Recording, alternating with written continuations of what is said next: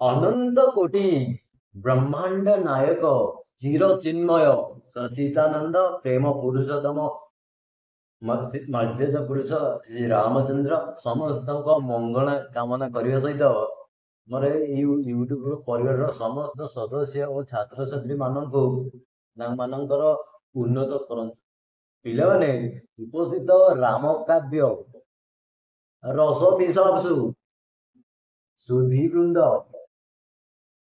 ଏବଂ ରାଷ୍ଟ୍ରୀୟ ଉପବନରେ ପୁଷ୍ପବଳି ଖେଳୁଥିବା ଦୁବ ଓ ପ୍ରହ୍ଲାଦ ସଦୃଶ ମୋର ପ୍ରିୟ ଛାତ୍ରଛାତ୍ରୀ ମାନଙ୍କୁ ମୋର ଆଜିର ଏଇ ଭିଡିଓରେ ଆଉଥରେ ତମମାନଙ୍କୁ ସ୍ୱାଗତ ଜଣାଉଛି।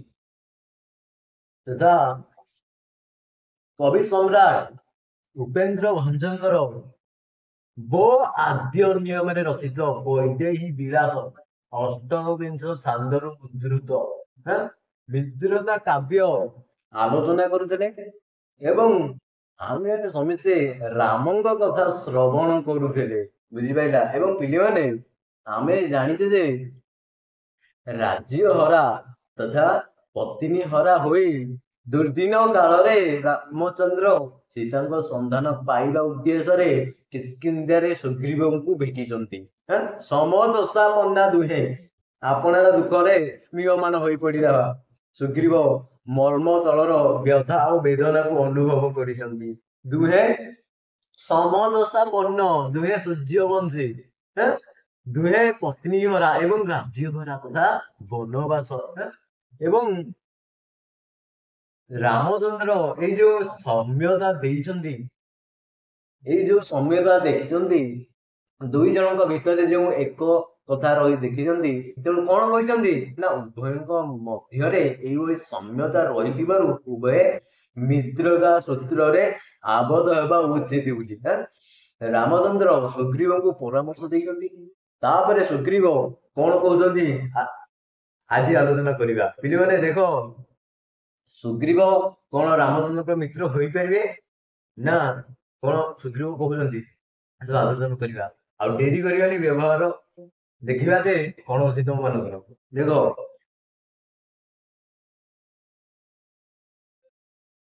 ବ୍ୟବହାରେ ମିତ୍ର ହେବା ଉଚିତ ବୋଲେ ସୁଗ୍ରୀବ ଶୁଣେ ରଘୁସୂତ ବୋଲେ ସୁଗ୍ରୀବ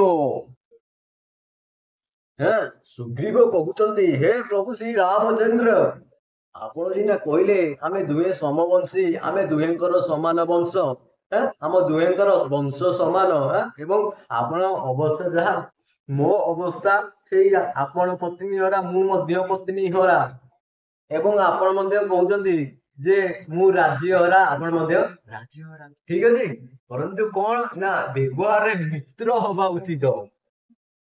ବୁଝିପାରିଲା? ବ୍ୟବହାରେ ମିତ୍ର ହେବା ଉଚିତ। ଯେମିତି ତମେ ମାନେ ହିସାବ କରୁନ, like for example, first of all ଯେମିତି ଜଣେ ଫ୍ରି ଫାୟାର ଖେଳୁଛି, ସେ ମଧ୍ୟ ଖୋଜିବ କଣ କେଉଁଭଳି ସାଙ୍ଗ, ଜଣେ ହ୍ୱାଟ୍ସଆପ ଚଲଉଥିବା ସାଙ୍ଗ ଖୋଜିବ କି ନା? ବିଲକୁଲ ବି ନୁହେଁ। ସେ ମଧ୍ୟ ଖୋଜିବ ଫ୍ରି ଫାୟାର କିଏ ଖେଳୁଛି। ଏବଂ ପିଲାମାନେ ତମେ ମାନେ ଫେସବୁକ ଚଲାଉଛ, ତମେ ମାନେ ଫେସବୁକ ସାଙ୍ଗ ଖୋଜିବ ନା ହ୍ୱାଟ୍ସଆପ ସାଙ୍ଗ ଖୋଜିବ?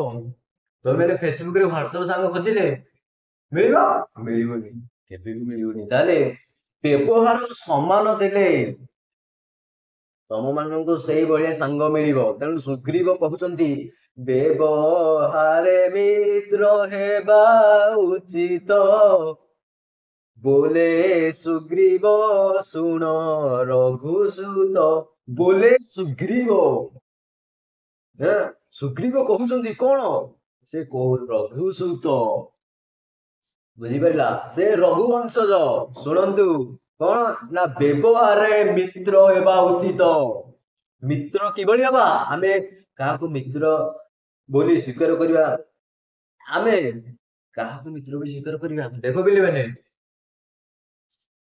ଯଦି ଆମେ କହିବା ସମାନ ନାମ ହେଉ କି ସମାନ ଭାବ ହେଉ କି ସମଦଶା ହେଉ ତାହେଲେ ମଧ୍ୟ ମିତ୍ରତା କରାଯାଏ। ବ୍ୟବହାର ଥିଲେ ମିତ୍ରତା କରାଯିବ ନା ନାଇଁ। ମିତ୍ର ମଧ୍ୟ ଆମେ ସେଇଭଳି କରୁଛେ ବା ଆମର ଭାବ ସମାନ ରହିଯାଉଛି ବା ବ୍ୟବହାର ସମାନ ରହିଲେ ମଧ୍ୟ ଆମ ଜଣଙ୍କର କଣ କରୁଛେ ମିତ୍ର ଭାବରେ ସ୍ୱୀକାର କରୁଛେ। ତେଣୁ ସୁଗ୍ରୀବ ଏଠି କହୁଛନ୍ତି ଯେ ବ୍ୟବହାରେ ମିତ୍ର ହେବା ଉଚିତ। ପରନ୍ତୁ କଣ ବ୍ୟବହାର ହଉଛି, କଣ ବ୍ୟବହାର ଉଚିତ ମାନେ ବ୍ୟବହାର କଣ ଏପଟେ ସେପଟେ ରାମଚନ୍ଦ୍ର ପୁଣି ପ୍ରଶ୍ନ କରିବେ ନା ନାଇଁ, କଣ ବ୍ୟବହାର କଣ ଆପଣଙ୍କର ବ୍ୟବହାର କଣ? ସେଇଠି ସୁଗ୍ରୀବ କହୁଛନ୍ତି, କଣ କହୁଛନ୍ତି ତାପରେ ଦେଖ ପିଲେ, ଭୁଲେ ଧରଣୀ ନିର୍ଭୟ ତୁମ୍ଭେ ବାଳି ଡର ଗିରିରେ ଲୁଚୁ ଆମ୍ଭେ। ମାନେ ବୁଲ ଧରଣୀ, ଦେଖ ପିଲେ ସ୍କ୍ରିନ୍ କୁ ଦେଖ, ହେ ପ୍ରଭୁ ମର୍ଯ୍ୟାଦା ପୁରୁଷୋତ୍ତମ ରାମଚନ୍ଦ୍ର, ଆପଣ ଧରଣୀରେ ଆପଣ ପୃଥିବୀରେ ନିର୍ବାଚିତରେ ବିନା ଭୟରେ ବୁଲୁଛନ୍ତି, ହାତରେ ଧରି ନାହାନ୍ତି ଧନୁଷର, ବୁଲୁଛନ୍ତି ବିନା ଭୟରେ ବରନ୍ତୁ ମୁଁ କଣ କରୁଛି ବାଳି ଡରରେ ଗିରିରେ ଲୁଚିଛି, ବାଳି ଡରରେ ଗିରିରେ ଲୁଚୁ ଆମ୍ଭେ। ଆମ୍ଭେ କହିଲେ ମୁଁ, ସୁଗ୍ରୀବ କହୁଛନ୍ତି ମାନେ ସୁଗ୍ରୀବ କହୁଛନ୍ତି ହେ ପ୍ରଭୁ ଶ୍ରୀ ରାମଚନ୍ଦ୍ର, ଆପଣଙ୍କ ଯେଉଁ ଦୁଃଖ ବା ଆପଣ ଯୋଉ ଦୁଃଖ ମୋର ମଧ୍ୟ ଦୁଃଖ ସମାନ, ପରନ୍ତୁ ଆମ ଭିତରେ ଏତେ ସାମ୍ୟ ଥିଲେ କି ସୁଗ୍ରୀବ କହୁଛନ୍ତି, ଦେଖ ପିଲେ ସୁଗ୍ରୀବ କହୁଛନ୍ତି ମୁଁ ଆପଣଙ୍କ ଠାରୁ ଆହୁରି ଦୁଃଖରେ ରହିଛି। କଣ ଦୁଃଖରେ ରହିଛି? ଆପଣଙ୍କ ସୁଖରେ ଆପଣ ନିର୍ଣ୍ଣୟରେ ଆପଣ ନିର୍ଭୟରେ ପୃଥିବୀରେ ବିଚରଣ କରୁଛନ୍ତି, ବୁଲାଚୁଲା କରୁଛନ୍ତି, ପରନ୍ତୁ ମୁଁ କଣ କରୁଛି ବାଳି ଭୟରେ, ବାଳିକି ଡରିକି ମାନେ ବାଳିକୁ ଡରିକି ଗିରିରେ ପାହାଡରେ ଲୁଚୁଛି। ଏଇ ଯେଉଁ ଦେଖୁଛନ୍ତି ଆପଣ,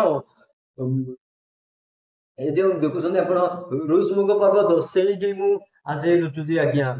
କାହିଁକି ଲୁଚୁଛି ପିଲାମାନେ ଦେଖ, ସୁଗ୍ରୀବ କହୁଛନ୍ତି ଯେ ବାଳିଙ୍କୁ ଆମେ ସମସ୍ତେ ଜାଣିଛେ, ବାଳି ହେଉଛନ୍ତି ସେଇ ବୀର ବାଳି ଯିଏକି ରାବଣକୁ ନିଜ କାଖରେ ଜାକିକି ବୁଲେଇଥିଲେ, ବୁଝିପାରିଲା। ଏବଂ ସେଇ ବାଳି ଯିଏ ଅନ୍ୟ ଜଣଙ୍କ ସାଙ୍ଗରେ ଯୁଦ୍ଧ କଲେ ଅନ୍ୟ ବା ଶତ୍ରୁର ଅଧା ଅଂଶ ଟାଣି ନିଅନ୍ତି, ସେ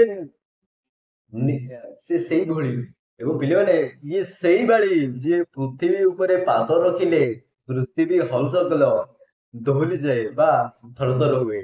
ତେଣୁ ଦେଖ ପିଲେ କେତେ ବଳ ବାଳିର, ତେଣୁ ସେଇ ବାଳିକୁ ଯାହାର ଗୋଟେ ଚାପୁଡେରେ ତମ 7 ପୁରୁଷ କଣ 14 ପୁରୁଷ କଣ ତମ ମାନଙ୍କର 47-43 ମୁଣ୍ଡ ପଡିଯିବ କେତେବେଳେ।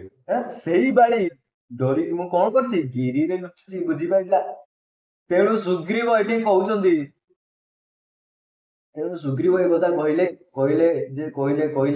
ଠିକ ଅଛି, ପରନ୍ତୁ ଜଣେ ଆସୁନି ବନ୍ଧୁର ହାତ ବଢିବା ପାଇଁ ବା ବନ୍ଧୁ ହେବା ପାଇଁ ଜଣେ ଡାକୁଛନ୍ତି, କିନ୍ତୁ ସୁଗ୍ରୀବ କଣ ନିଜର ଦୁର୍ବଳ କହିବେ କି ନିଜର ବଳ କଥା କହୁଛନ୍ତି। ତାପରେ କବି ସମ୍ରାଟ ଉପେନ୍ଦ୍ର ମଧ୍ୟ ସୁଗ୍ରୀବଙ୍କୁ ଦୁର୍ବଳ ବୋଲି କହିନାହାନ୍ତି, ସୁଗ୍ରୀବଙ୍କୁ ମଧ୍ୟ ସବଳ ବୋଲି କହିଛନ୍ତି, ଶକ୍ତିଶାଳୀ ବୋଲି କହିଛନ୍ତି। କଣ ଶକ୍ତିଶାଳୀ? ତାପରେ କଣ ଅଛି ଦେଖ ପିଲେ, ଏସବୁ ତମ ମାନଙ୍କର ପରବର୍ତ୍ତୀ ସମୟରେ ଆଲୋଚନା କରିବା। ତାହେଲେ ପିଲେ ଆଜି ପାଇଁ ବାସ୍ ଏତିକି।